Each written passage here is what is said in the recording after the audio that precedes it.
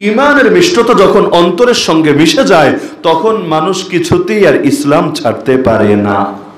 এক সাহাবী মুসলমান হয়েছে।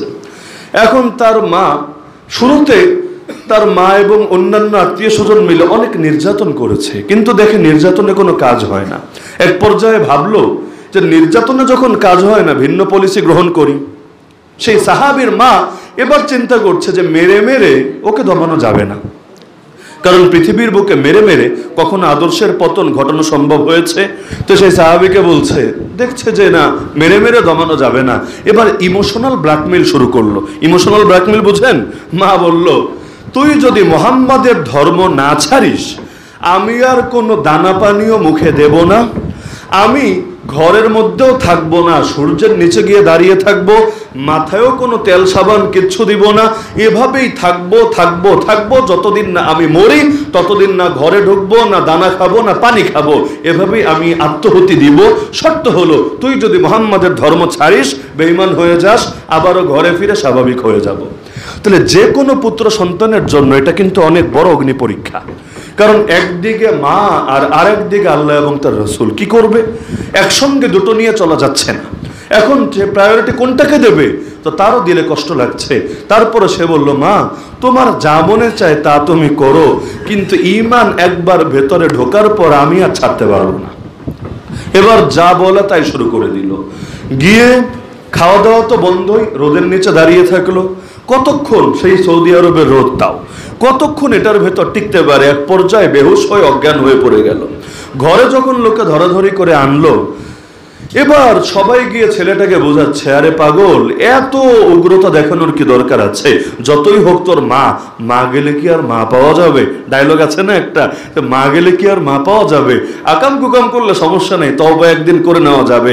তা আগে তোর মায়েরা শান্ত কর যে আমি মুহাম্মাদের ধর্ম ছেড়ে দিলাম, নাউজুবিল্লাহ, পরেরটা পরে দেখা যাবে। এখন এক একজন এক একভাবে বুঝায়। আর এটা তো জানা কথাই, সমস্যায় পড়লে সমাধানদাতার অভাব নাই। খালি অসুস্থ হয়ে দেখেন, মাগনা মাগনা ডাক্তারের অভাব নাই। যেই দেখতে আসবে সেই একটা একটা বিনামূল্যের প্রেসক্রিপশন দিয়ে যাবে। কেউ বলবে এই পাতা এনে এটাকে তুই সিদ্ধ করে খা, কেউ বলবে এটাকে সেচে এটা রস খা, কেউ বলবে ওই ট্যাবলেট এনে খা, কেউ বলবে ওই হোমিও ওষুধ এনে 2 ডোজ খেয়ে দেখ। এক একজনের এক এক পরামর্শ। তো তার মা অজ্ঞান হয়ে পড়ে আছে, সবাই মিলে যত রকম বুঝ দিতে পারে তাকে বুঝ দিচ্ছে। এখন মায়ের যখন জ্ঞান ফিরেছে, মাও মনে মনে ভাবছে, এই অবস্থা দেখে কি আর ছেলে সহ্য করতে পারবে? আর ছেলে মা পাগল, এটাও তার জানা আছে। এবার বলে, কিরে, মুহাম্মাদের ধর্ম ছেড়েছে তো?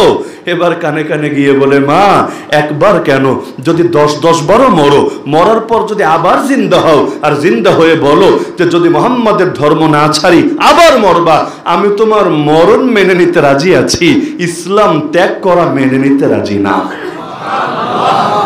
এজন্যই সম্রাট হেরাক্লিয়াস যখন আবু সুফিয়ানের সাথে কথা বলেছিল, তার ঈমান আনার বহু আগে, যে আল্লাহর রাসূল কি হক নাকি তিনি নবুয়তের এমনি দাবি করছেন, এটা যাচাই করার জন্য এই কুরাইশের মুশরিক সর্দারের সঙ্গে তৎকালীন সময়ের ইউরোপের সম্রাট, রোম সম্রাট হেরাক্লিয়াসের কথা হচ্ছিল।